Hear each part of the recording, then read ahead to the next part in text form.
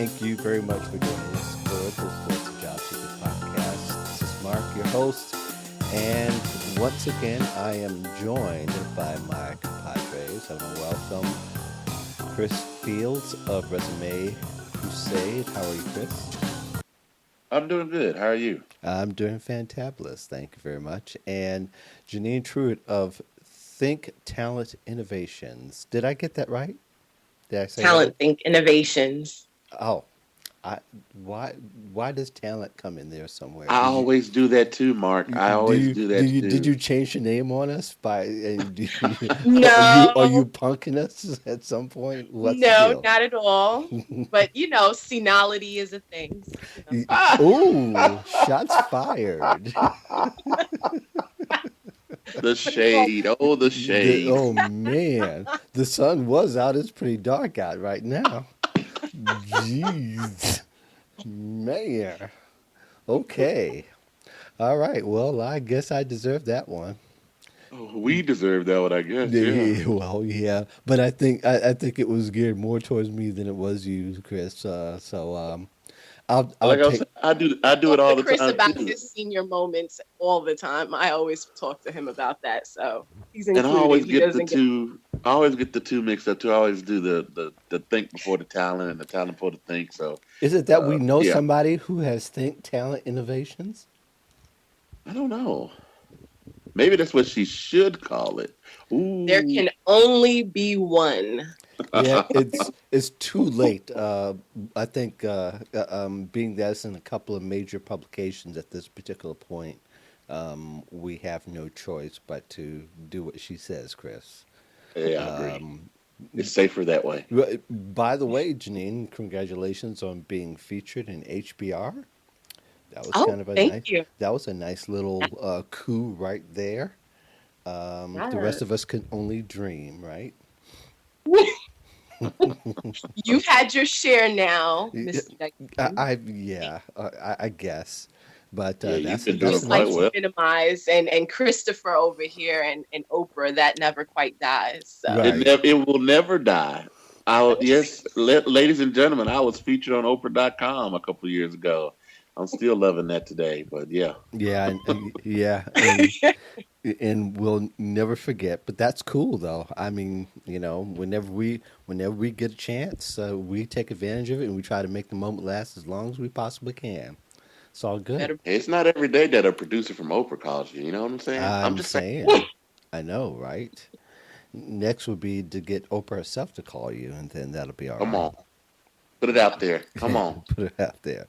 All right. So the first part of the segment, uh, uh, to talk about, are there any news items that you see that are is going to affect our careers, or affect the way we look at careers, or the way we find jobs? How, Chris? You got one? Well,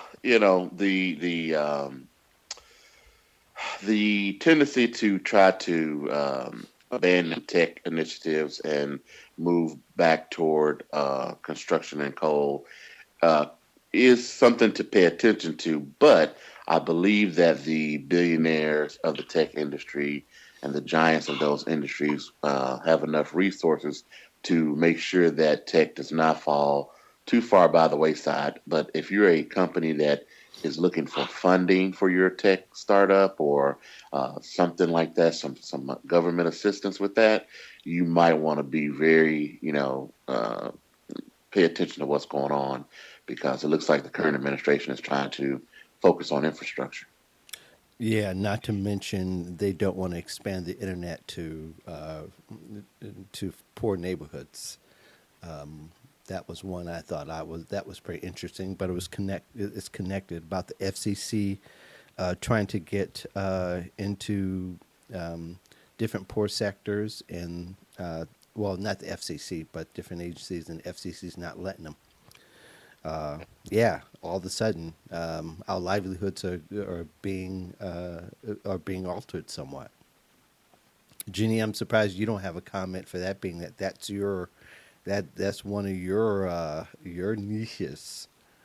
Did you have? Yeah, I think I mean, I had something a little bit different, but just to make a comment on the tech piece, I mean, I don't think that they're going to just take this laying down. I think that innovation is going to continue. They're going to figure out a way. They, like Chris said, definitely have the resources. And what I'm hoping to see is that some of the bigger tech giants continue to reach back to, the seed and startup communities and start to fund those so that they can get a little life too and get on their way as well. And I think we will see that because, obviously if you're not going to get it from the government, then we've got to start self-funding and reaching back for one another. So I think we'll start to see some of that. I'm not feeling too much doom and gloom around that, just because the sheer amount of resources that are in that particular industry is immense. And I don't even think the likes of Donald Trump can combat that. So that's my spiel. Yeah. I'm surprised you even mentioned his name. I tend not to. I've chosen. I wasn't going to do it. Yeah, see, I've chosen monikers to I wasn't going to do it. I'll only privy to you guys on Facebook. I won't do that out in the world. But yeah, our current president has definitely is trying to do, I think, too much all in 1 week, or in 2 weeks. But everybody has their own opinion. But I think too, there's the coming of Google Fiber, and I would think that that's going to make anything that anybody does make it null and void, as far as any efforts, because that's going to make the internet and any innovation even more available or accessible. I mean, Absolutely. Well, I I don't mean, know. the wheels have been, I mean, oh, the stuff that we're seeing now. I mean, 4 years ago, I was hearing about AI and VR and all of that stuff and how that was going to impact not just industries on the whole, but the workforce. And mm-hmm. suddenly now it's here and it's being spoken about as a real thing. And that's just not something you can put an executive order on. Right. Like you basically have to put some respect on that. Yeah. It's going to happen whether or not you want it to. So I'm not worried about that sector. And I think it's the one place where I feel fairly hopeful that, the people are such evangelists for what tech can do for the world that we're going to just continue down that road relentlessly, however we have to get there. So I'm not about it. The big guys will definitely be fine. I'm concerned about the STEM education programs, coding for kids, younger generations. A lot of those organizations are not as well funded, Oh, and yeah. they need that support. And so that's what I'm concerned about, the future, the long term future. But in the next few years, some of those kids will be able to vote. But not only that. I do think that there's a whole, we kind of take care of our own in that field, and I'm doing a little work in that area, and it's really nice to see some of the work that the communities in that STEM and tech and engineering field is doing. It's just really it does give you hope for the future. I mean, you really get to see how things might not be as bad as they seem, but it's still a concern for some people in the mid career level right now. I mean, you really have to think about, if you're going to be in construction right now for the next 4 years, you're going to make a lot of money, and you need to stockpile that money. And some of the laws that the current administration is rolling back that prevented, dumping and prevented unethical business dealings are being rolled back. So now that some of these companies are going to really be doing whatever they want to do and making a whole lot of money. So, construction and infrastructure, these guys are going to really be making a lot of money over the next few years. But then, you got to think about the long-term effects on what it does and really putting us right back to where we were. But anyway, that's a big conversation right there, I think. Yeah. Well, so I want to actually chime in. So obviously, my last hurrah, or most of my career was spent in STEM disciplines, I don't necessarily think that education is going to suffer. I mean, yes, there are tons and tons of federal grants that funnel into that. But again, I think that people have put such credence behind those programs that I think it's going to force us kind of from a grassroots standpoint to fund those programs. So, will there be maybe a lull? Yeah. But I think, somewhere along the line, there's going to be some innovation where we say, okay, we're going to fund it. We're going to self-fund it, or we're going to, go fund it, whatever it's going to be. But I don't just see it disappearing. I think where it's really going to have the largest impact, and I only know this because I worked in that sector, is really in the federal contractor space, where there's a ton of science initiatives kind of funded through federal programs. And I hate to say it, I mean, they were talking about it when I worked there, the possibility of some of the national laboratories being closed down. I think now we see a very real possibility of that happening, because they've been cutting programs for years. And it's a well-known fact, like, once you have Democrats in office, then those programs tend to be pretty well funded, not always at the maximum of what you'd like, but they tend to be pretty well funded. But a Republican administration never bodes well for the national laboratory system and or the federal contractors. So I'm actually sorry for anybody that was looking at that sector, and or they need to be looking at it very carefully to see that, the next couple of years looks promising for whatever reason. But the complexes that were solely focused on science and not on like national homeland security or anything like that, I think they're going to be in a bit of trouble. Yeah, the shift is about to happen, or likely to happen in some kind of way. Somebody's program is going to take a hit, for sure. Yeah. Janine, did you have an item, or was yours mixed in with Chris?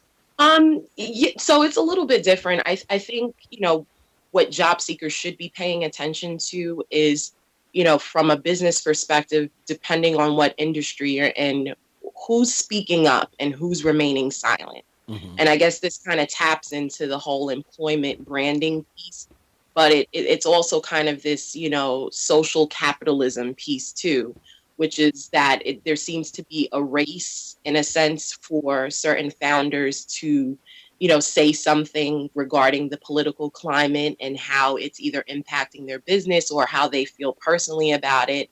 And that is driving, either immense hate, depending on what it is they say, and or, it's making people who already work for those companies feel better about where they work. So I know, like, one of the more recent examples is the founder of Chobani Yogurt, who, basically said he directed his legal team and his HR team to do whatever they needed to do. If any of the employees' families are refugees or needed any help or assistance, he wants to be able to assist them. And since he made that announcement and talked about how, the travel ban and all that kind of stuff is very personal for him, he's been receiving numerous threats. And there's all of this like propaganda coming out against him that he was somehow had ties to the Clintons. And it's just very, very messy. But, on the whole of it, I'm sure the people that work for him feel a little bit better,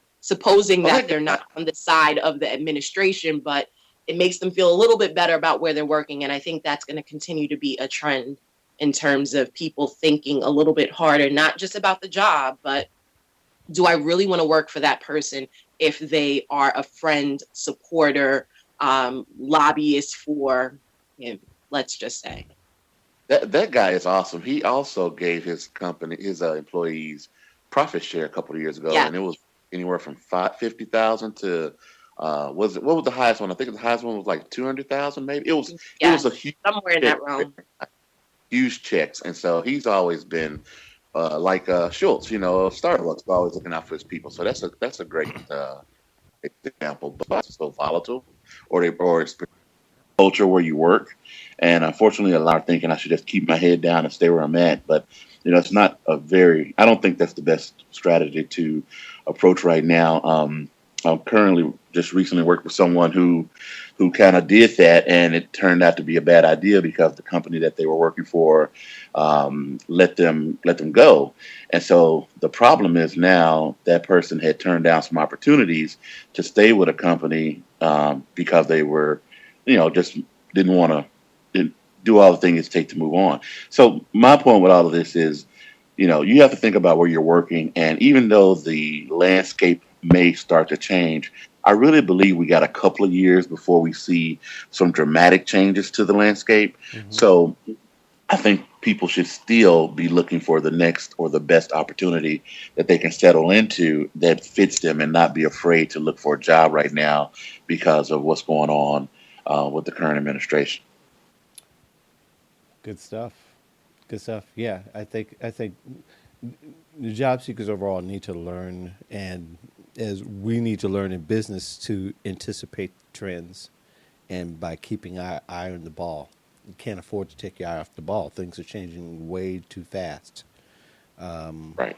You know, so I think that speaks to a very practical point for most people, that they will need to be much more aware of what's going on in your industry, because especially where tech is concerned. So, I guess my little tidbit would be the new voting in of the education secretary of Betty DeVos, and I think that's a game changer in a lot of different ways. Maybe profoundly, from the beginning point is public education might be changed for a long time, and being that you know a lot of them like to run it like a private school. People, it may cost people money, and I guess that's a part of the shrinking of the government to pay for education. In I don't know if it's going to be full like the private school. Like my kids went to private school all the way through, and it cost us the whole six-figure during the course of their career, and that includes college. So that's a lot more than that. We didn't do the final tabulation, but I'll tell you now that private education for us cost us $80,000 through from Yeah. beginning to high school. So that's not including my oldest son's private college education. So probably we're talking about 120,000, and that's not including the scholarships that he's gotten and whatever else he's been able to fund. But it could affect the way that people may have to pivot their careers. Janine, I'm interested in knowing what you Oh, think. You're a parent. oh, You I have, have, yeah. yes. Go ahead. So, my perspective on it is yes, this whole thing is going to change education tremendously. But I also think that if people have been paying attention to education over the past 8 to 10 years, it's been changing anyway. So Yeah. this is a substantial ding to what was already broken. But Right. realistically, there's been a shift for over 10 years anyway. And so for me as a mother of three little ones who, will have to obviously come up in this system, to be very honest, I am thinking of what I can build personally. Right. Yeah. And I mean, there's already been a shift to homeschooling, but I'm looking at, what kind of co-ops can I create in my own community with other mothers where we have our children educated the way we see fit, and they still succeed. Like, I mean, the reality of it is that much of what they're doing, especially around those of us who are subject to the awful Common Core curriculum, Mm-hmm. is already failing our kids. Right. Devos aside. So, we were already looking at options, and this just made it abundantly clear that it's on us, particularly the mothers. I honestly think women are going to rise to the occasion on this one and do some really innovative things, because it's our kids that are at stake. I don't think any parent is going to just let their child fall by the wayside, nor is anybody really in a position or really wants to spend the likes of $120,000 in the current education system. So, they can stuff it.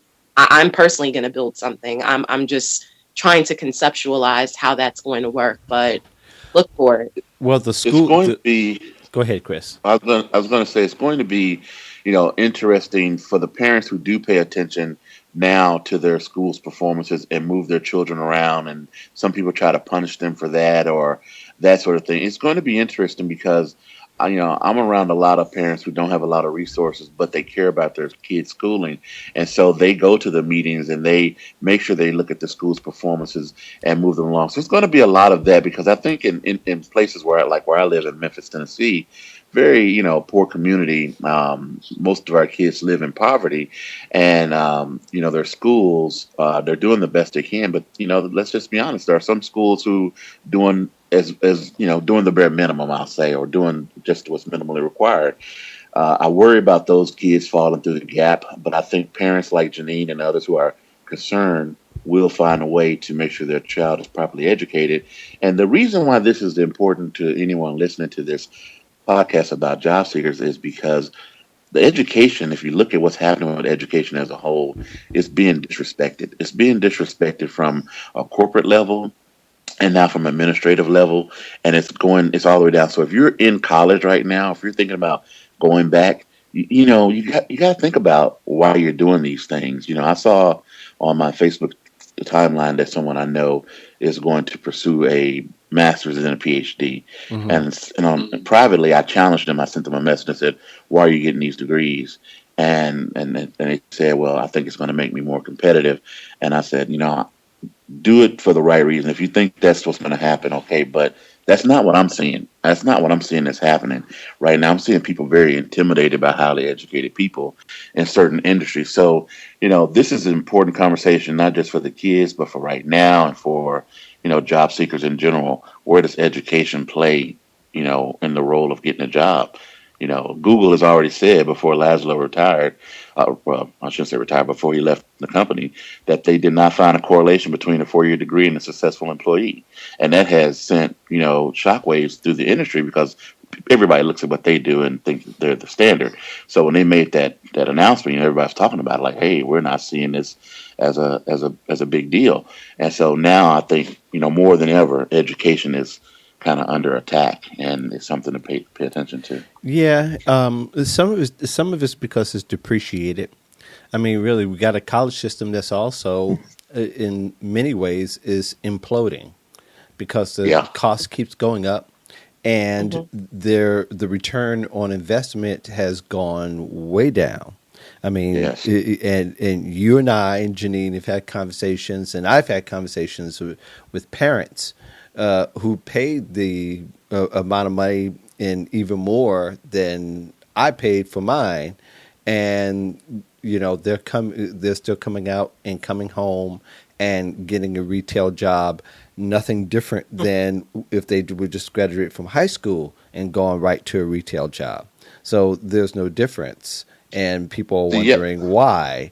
And the system, the way it's structured now. I mean, there used to be a time, in I don't know how much you keep in on tabs, but really to have somebody to have a full-time professorship at one college, those days are gone. Most of the professors or instructors, they're teaching at several colleges and doing online instruction as well, and anything else that they're trying to build. I mean, really, we're coming to an age where the parents may have to take a lot more control, and honestly, it could be better in the sense that you can add things to your curriculum that they need to learn, like a trade before they leave high school, and then maybe having to guide them to do some other things that are creative to get to the next level of professionalism. I mean, it's going to take more than just following the status quo of high school, college. And a lot of people don't have that option either. So I think it's definitely going to impact the way we look at job search. That's not going to be what we've known it as or we grew up as. I wanted to just kind of add something because I know like for all of us, there's a lot of feeling, I know for me, of like the doom and gloom of everything that's happening. It almost feels like the world is like crashing around us. Right. But I think, with regard to what you're saying with college students, I mean, one of the things that I took on this year with one of my partners is we were just taking small groups of college kids and bringing them over to her home for programs. And we ran like day-long boot camps Mm-hmm. with just a few students, just to kind of get them, one, resumes on point, help them understand what the workforce is about, what they're up against, how they have to navigate it. And I mean, these are kids that their parents paid upwards of over $100,000 for them to go to school, with career centers that never even addressed this. When I tell you that I had kids in this like fireside chat that I did with them, and their eyes were huge and just like kind of like deer in headlights kind of situation, just Sure. off of hearing what I had to say about what this new economy brings for them and how they're going to have to navigate it. They were just overloaded with information. So to your point, I think that, again, across the spectrum, there's going to be that need for all of us to kind of reach back based on what we know and have those conversations and kind of build, our kids up, build one another up, because if everything gets defunded, where's all this information coming from? And it's no longer a thing to just keep all this information in silos and say, oh, well, that's for me, that's for my kid. You do what you need to do. I mean, this is kind of what you need to do, Right. is build things from a grassroots perspective. So I just wanted to share that. Okay.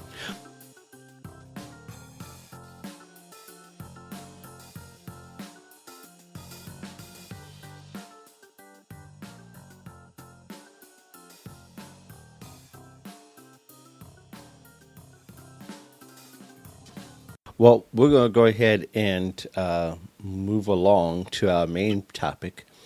And Chris kind of touched on it, and I think that's one of the things that we do, is that our subjects will overlap a little bit, but there is a tendency that people are more than a knee-jerk reaction. They're beginning to somewhat over-educate. And they're finding out that after they get their MBA or even their JD, and this is even proven in a study that was done by PayScale last summer, where even MBAs or JDs are not getting the guaranteed jobs that they used to get 15, 20 years ago, where if you got an MBA, you got, you really, in many ways, if you got a master's, not just even a college degree, that you almost had that guarantee expertise walking in the door, Right. and people would want you. And now that's not even the case anymore. So really, part of our discussion is really, so what is the balance? And really just being skilled to scale in your career, to really look at your career trajectory and to see how useful an extra degree is going to be. Chris, what have you experienced? I mean, a lot of this is really a lot of this was engineered by you as far as talking about it. But I think you bring up a good point: is that this is really happening. Think about it. JDs are spending $100,000 for an education. They're not getting that return on investment right away. Yeah. So this is something that's important to me, and it's kind of happened to me as well personally. Mm-hmm. So I got my undergraduate degree and thought I would, well, it didn't really do anything. I got my master's degree, and I love my master's degree. But when I got it, it was at the time when the economy was going bad, and I was applying for jobs, and when I moved back here to Memphis, I was applying for jobs, and I was getting offers that were way beneath and below someone who had experience and a master's degree. And I was just thinking, like, something's not right here. This is not right. But at that time, I was thinking it was just me. Mm-hmm. Well, now being a resume writer, I'm exposed to lots of people from all over the country. Mm-hmm. And, a few years ago, I started doing some, I'm going to call it lightweight analysis, nothing too formal or whatever, but just kind of categorizing a few things here and there. And I noticed that a lot of the women that I worked with had multiple degrees. They had at least on average, one more degree than most of the men that I work with.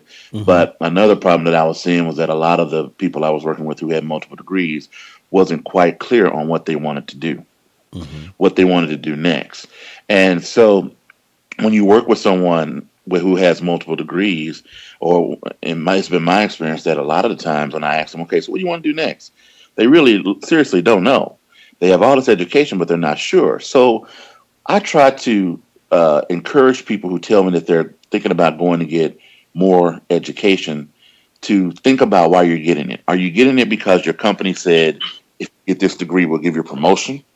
If that's the case, you might want to reconsider, because I cannot tell you how many times somebody has been told that, and when they finished it, that promotion was no longer available, or the Mm-hmm. company reneged, or their company went another direction, or something like that. And so now they're stuck with this new degree that they only got for a position at the company that they thought they were going to be with for a long time. So you don't want to do it for a company. You want to do it for yourself. If you really feel like you want a master's degree in economics because you want that, and you hope that a job comes with that as well, then go ahead and get it. And then if the job comes, great. If it doesn't, you still feel good about your education. One of the reasons why I love my education is because my career didn't explode after I got my master's from Ohio State, but it gave me all the tools and all the education that I needed to compete Mm-hmm. and develop this company that I have now and do the things that I'm doing. So a lot of the times when I'm looking at what's going on in the job market in the world of HR, I rely on what we were taught and what we were told, and my experiences growing up working before I got my degree. It makes much more sense to me now, and I understand it. So I feel like that degree is worth it, and it has paid for itself.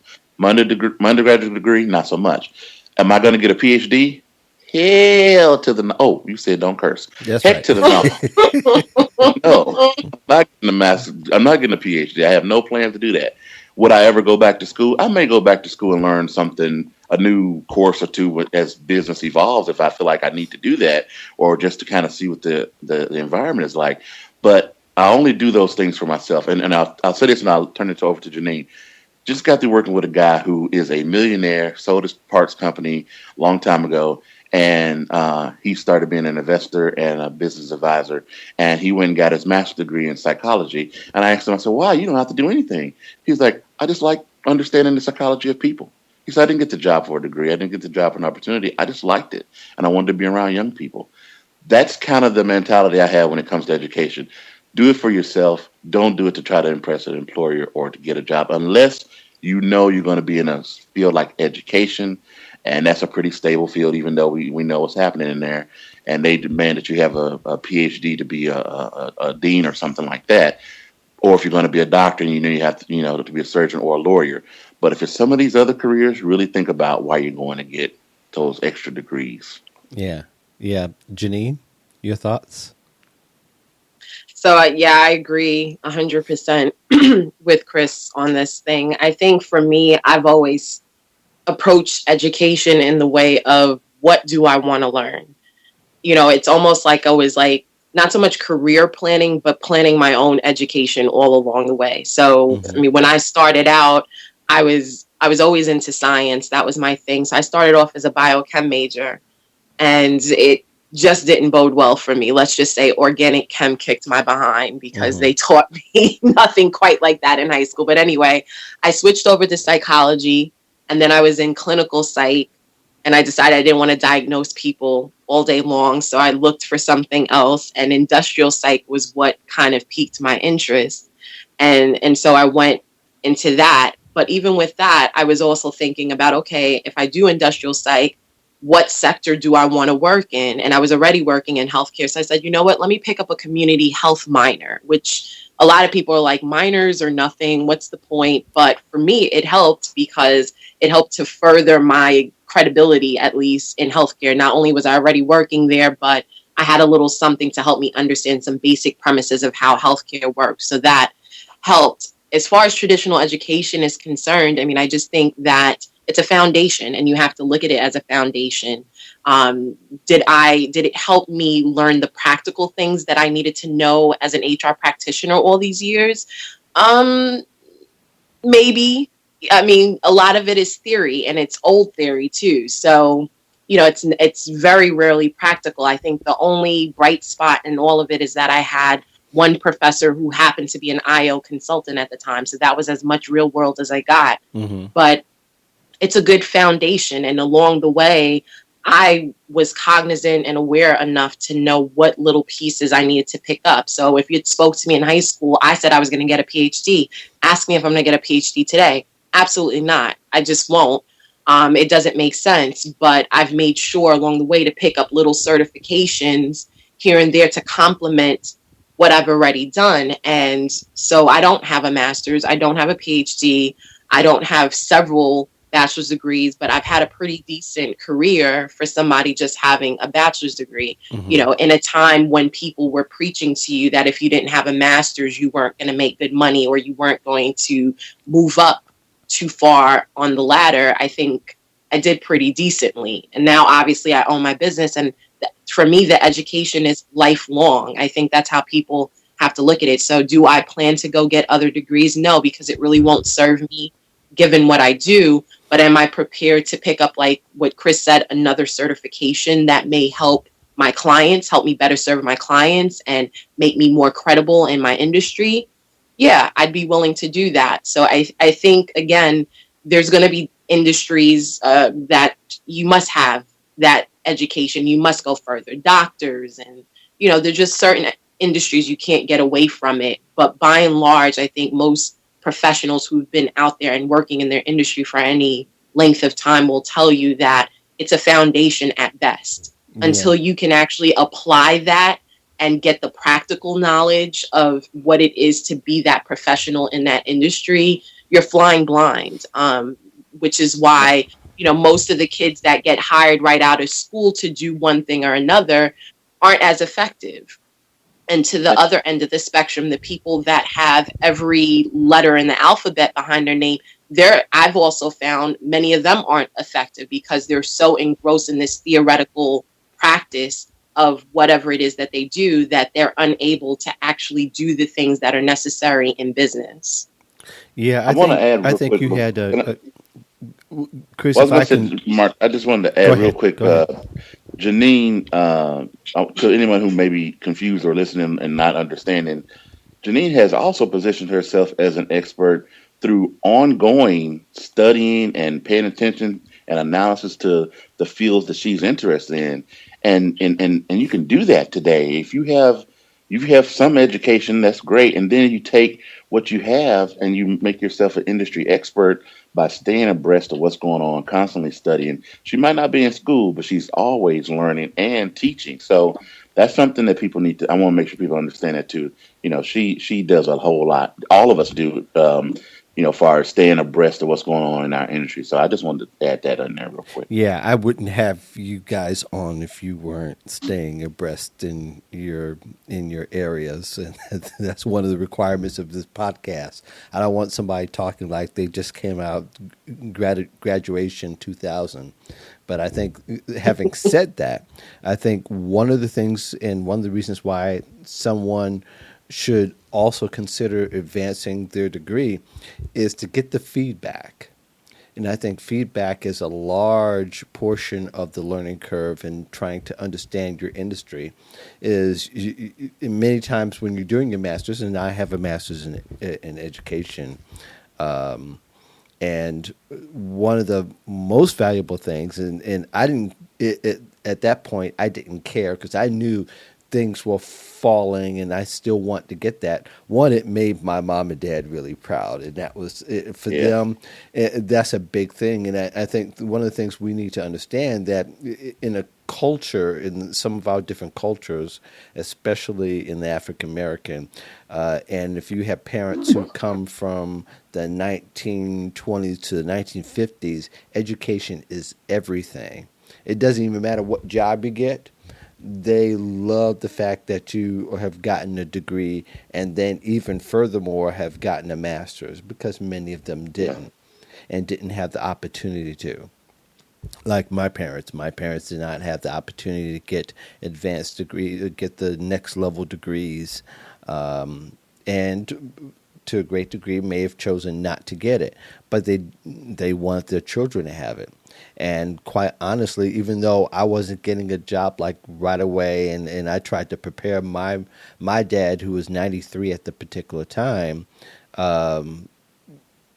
that it's not going to be this easy road to getting a job automatically. I'm going to have to somewhat create my own path. When I showed him when I got it, and then showed him the grades I got, he cried over the phone. So for Yeah. some people, it's an emotional accomplishment. But going back to the feedback, to get the feedback, and then at times there's certain programs where you can kind of shape the subject matter which you've created. Even if it's like psychology, you can still create it around technology, and because a lot of times you get to choose what you get to write about or what you get to research about. And so and that's a big part of it, is you get the feedback on your writing skills and your research skills and your critical thinking, and you get to hear other people give input in a way that you may not be able to get it if as being a practitioner. So I think there are ways to make it valuable, but it's more of an intrinsic value than it is an extrinsic value.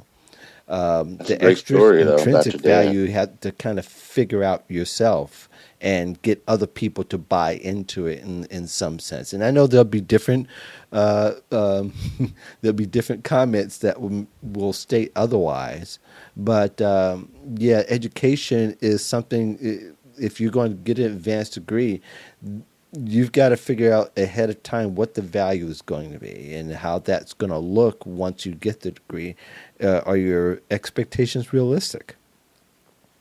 Will it be more of a job, or will you be able to do some other things that will help you create a personal brand? I think that personal branding piece is just as important. Chris, thoughts? No, no, I agree. I agree. And that story you told about your father, that was amazing. It reminded me of when I got the bachelor's degree that I don't love so much. My grandmother was still alive, and she was the one who actually opened it. I was in Ohio when it was delivered to here in Mm-hmm. Memphis, and she opened it, and I could hear the emotion in her voice, and that got me too. So yeah, those are excellent points. But and again, in the scenarios that we're talking about, so a person who already has one degree, or maybe already has two, and thinking Mm-hmm. about going back and getting more for the sake of a job. And so I want to make that clear. I'm glad you brought that out. So thank you for that. Janine, talk a little bit about, and Chris has mentioned, talk about maybe a couple of the strategies that you had in building your personal brand in an area where there are people who, honestly, who have a lot of education, a lot more than you, but yet your voice is able to stand out. So this might be a great time to really, provide a little bit of insight to personal branding and how it worked for you and how it can work for everyone else. So, I mean, as Chris so kindly added, I mean, I spend an inordinate amount of time reading, which is, it seems to be a dying breed. I think most people are just skimming, but I really do spend a lot of time reading, and not just anything, and not just one particular thing either. So, like I said, I've always had this love of science, which spilled into tech, and I obviously have a love for the psychology behind how a workforce works, and obviously a penchant for business. So I read whatever's going on that's new, breaking. I read the smaller stories just Mm-hmm. so I'm well versed on that. So I think part of it is, you can't just be out here willy nilly wanting to have this moniker of expert and not do the work behind it. And the work is to research and to understand and to have time to process those ideas, and Mm-hmm. kind of think about, how is it being done well? How can it be done better? And sharing that thought leadership, if you will. But part of how I allowed people to get a window into the fact that I had this knowledge and this ability to, see market trends and look at tech and all of that, was really at first by just kind of stepping back a bit. So I didn't just come out guns blazing. I kind of stepped back. I got on the social media airwaves, but I was kind of just observing for a really long time to just see what the lay of the land was, because I didn't understand how it worked. At that time, and we're talking like, early 2010s, is still fairly new. A lot of people weren't on it. And mostly if you heard about social media, it was through the lens of a celebrity. And so I was kind of laying back, trying to see what it was. And Twitter was my first foray into social media. And I basically just got on there and started tweeting out HR tips and just thoughts about how HR can be done better every day. Yeah. And I started studying hashtags to see, like, how exactly does this work? And I kind of understood then that hashtags had all of these different ways of working. They were for events, they were for communities. And it was the community piece that I really got drawn to, because that's how I really started to find who the HR players were. That's how I found all the Twitter chats and those kinds of things. And I really, honestly, I used to just hop on like 4 to 5 Twitter chats a week. And whatever the topic was, I made sure that I put my best foot forward. I mean, in terms of, I wasn't out there for fluff. I wasn't necessarily out there, to come off anyway. I was just speaking about what I knew, and it caught on, and people just started following from there. And then they'd say, oh, well, do you have a blog? And so I'd share the blog. And at that time I had like, whoever would actually find my blog just found it. It was like through a search, but it was through those chats that I was able to kind of raise the awareness of what I was doing on my blog. Right. And honestly, that was it. It was those chats and putting myself out there amongst, however many hundreds of HR practitioners, where it was like, yeah, this girl thinks a little bit different. And suddenly people wanted to get offline with me and have discussions, and they would follow me to other platforms, and the rest is kind of history. But I mean, that's essentially how I did it. I mean, the other piece of it too was just really getting involved in my local associations and such too. So it was a little bit of it was a ton of online, but it was also an offline thing. And I was kind of directing those that knew me from online to what I was doing kind of offline, and vice versa.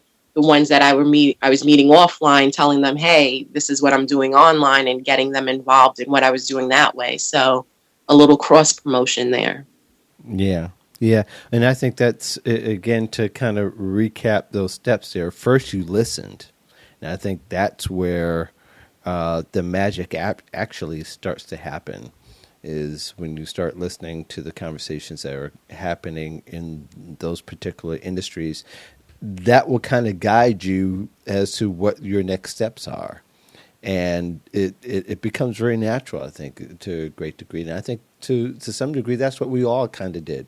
We first listened for a while. I remember following someone who had a podcast. And my first 2 followers were, and this is a shout out to Brent Leary, who's in Atlanta, who's he's an industry expert in the CRM, in the customer relationship management. And I followed him. I listened to his podcast first, and that got me on Twitter. And I remember it was him and Oprah.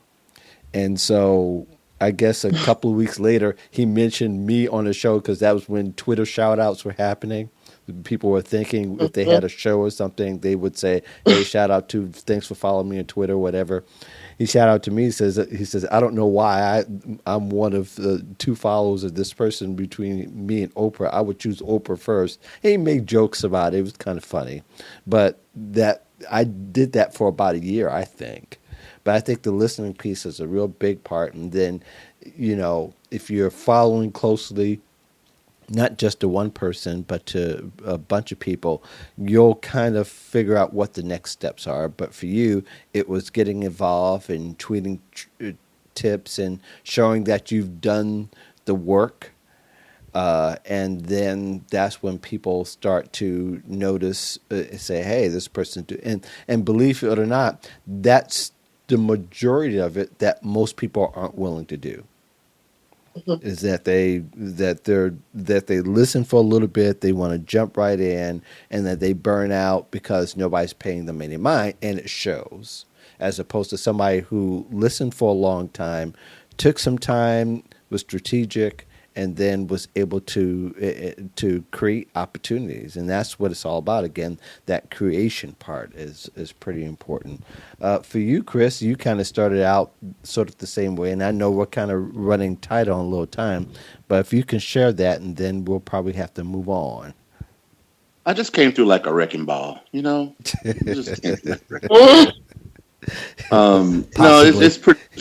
it's pretty much the same thing. You know, I got on there and just started to, try to find people, search Twitter for people who were in HR and build some connections. And a good friend of mine, shout out to Dave Ryan and Steve Brown, were two of the first people to contact me and say, "Hey, I like what you're doing. Keep going." And Dave is really like a uncle to me now. He Mm. uh, he really encouraged me to keep writing, keep honing my voice, and supported me in every little thing that I've come up with and done. But it's pretty much the same thing, just get out there and get started, get comfortable with it. The biggest thing for me was shaping my voice, trying to figure out what I wanted to do because I thought I was clear initially with my communications, but I really wasn't.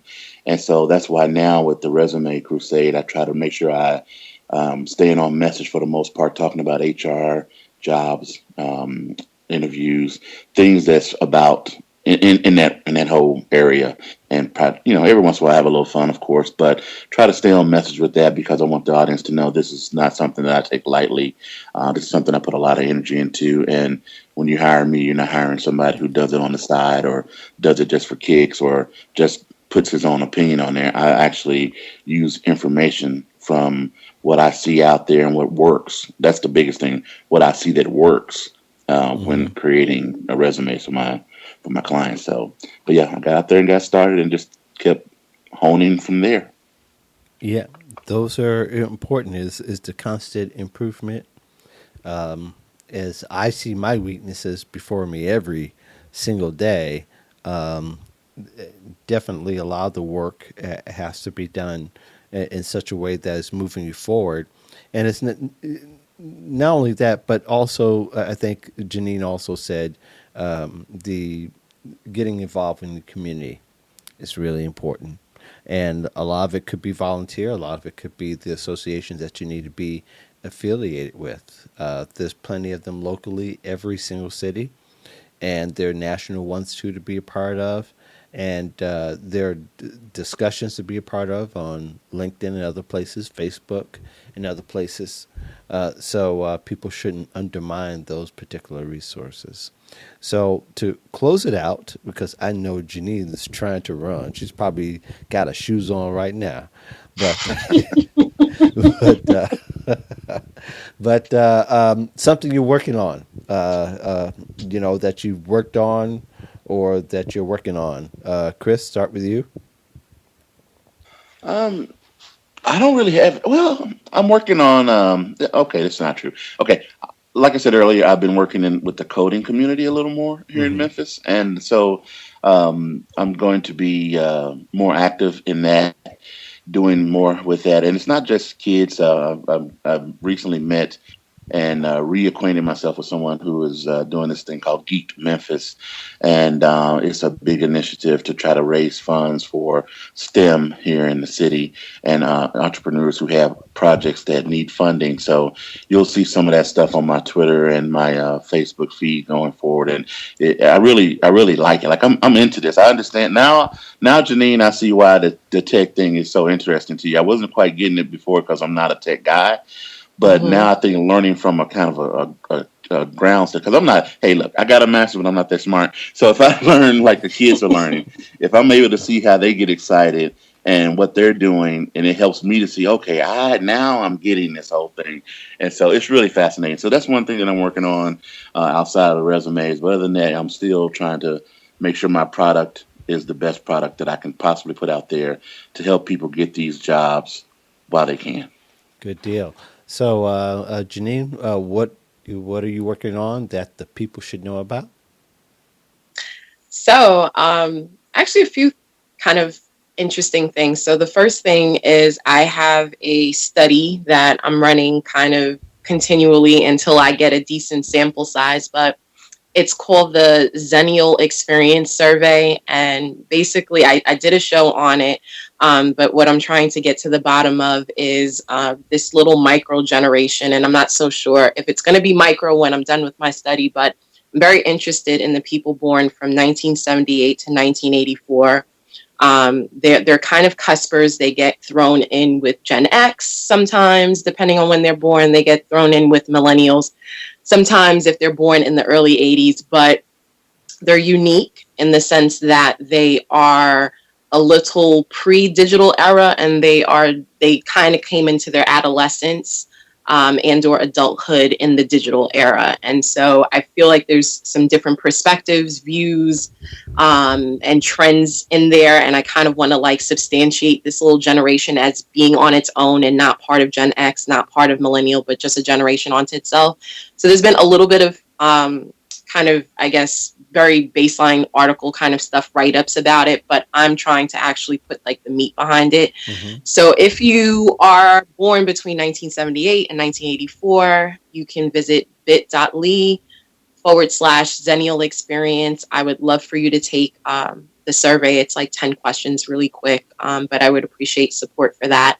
And then I mentioned on the last podcast that I have this whole new initiative called Growth on My Terms, where I'm trying to kind of turn the whole concept of success on its head and really get stories out there about people who are growing on their own terms and not defining success by material items and possessions and such like that. So I'm actually accepting features now.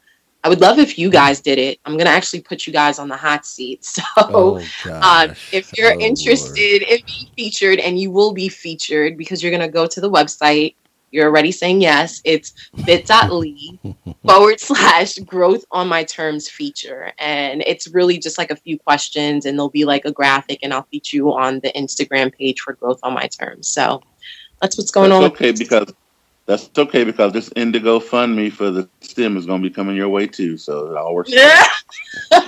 Well, there we go. We're squared away.